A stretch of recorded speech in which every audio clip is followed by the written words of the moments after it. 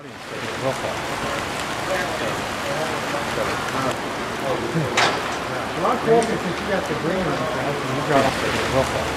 Dr. Paul. Welcome.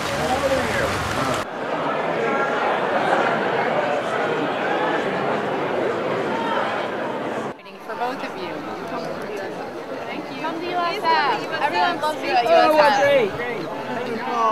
You are the revolution, man. Yeah, you know about the revolution, huh? I am proud of you, man. It's your revolution, it's not mine. That's right.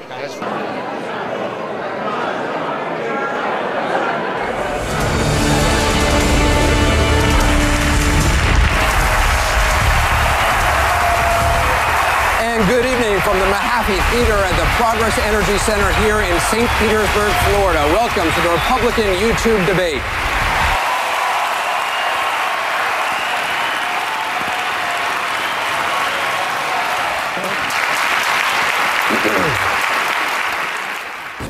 Congressman Paul, I've heard him now in many debates talking about bringing our troops home and about the war in Iraq and how it's failed.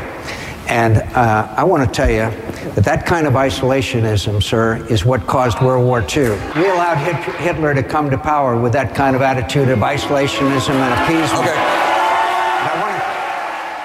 Okay. You know, it's rather ironic that he would call me an isolationist, because in many ways we have drifted into a neo-isolationism, because we have less friends now around the world than ever before, a lot more enemies, and we go it alone. And it's because we've accepted this principle of starting the wars, preemptive wars.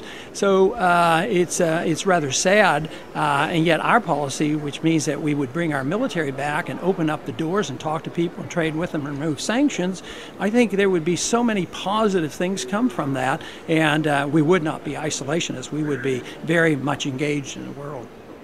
I just finished having Thanksgiving with the troops, and their message to you is, the message of these brave men and women who are serving over there is, let us win. Let us win. He's approaching it emotionally. He has so much invested, the war he's invested in.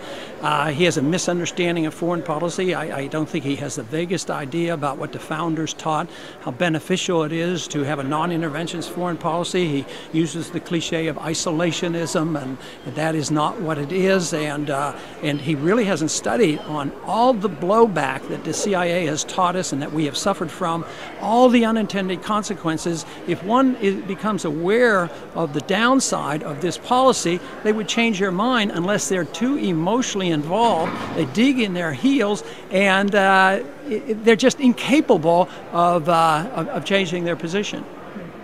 The real question you have to ask is, why do I get the most money from active duty officers, military personnel? So what John is saying is just totally distorted. He doesn't even understand the difference between non-intervention and isolationism. I want to trade with people, talk with people, travel, but I don't want to send our troops overseas using force to tell them how to live. We would object to it here, and they're going to object to us over there.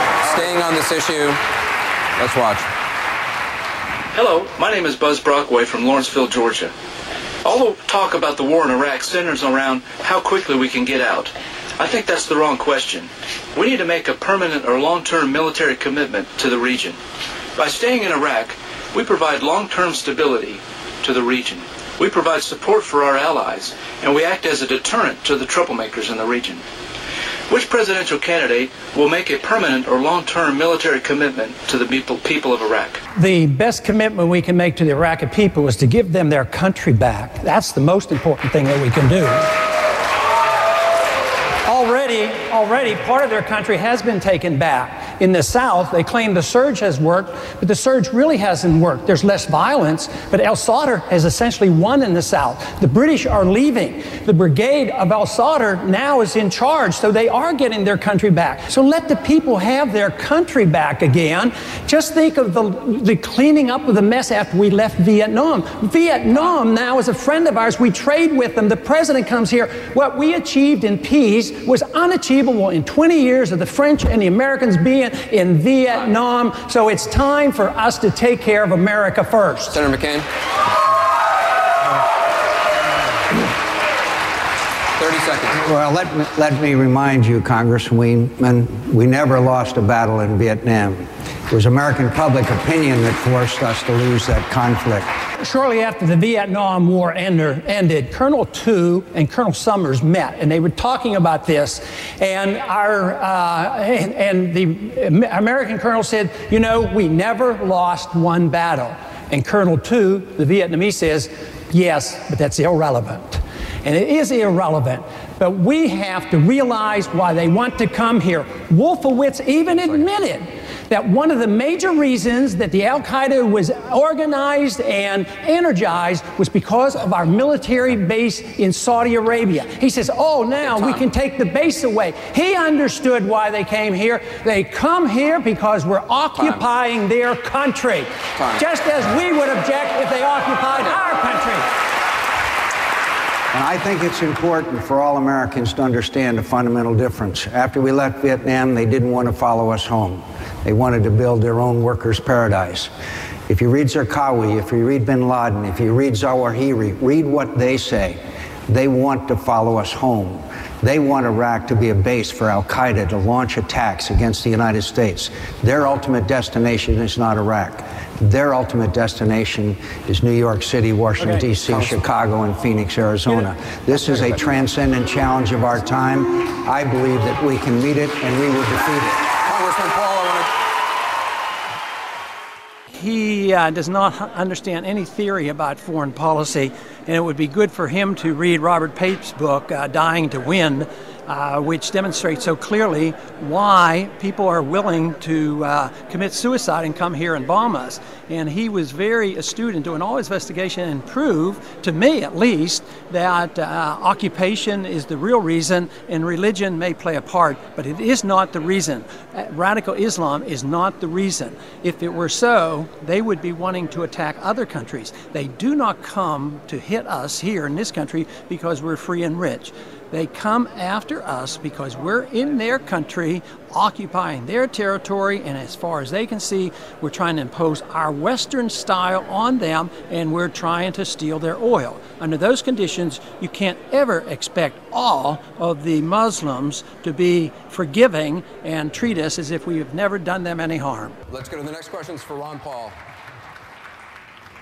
Mark Strauss, Davenport, Iowa. This question is for Ron Paul. Mr. Paul, I think we both know that the Republican Party's never going to give you the nomination. But I'm hoping that you're crazy like a fox like that, and you're using this exposure to propel yourself into an independent run. My question is for Ron Paul. Mr. Paul, are you going to let America down by not running as an independent? Thank you. Now that's what I call a tough question, because I have no intention of doing this. I am a Republican. I have won 10 times as a Republican, and we're doing quite well. We had 5,000 people show up at a rally in front of the Independence Hall with blacks and Hispanics and a cross-section of this country.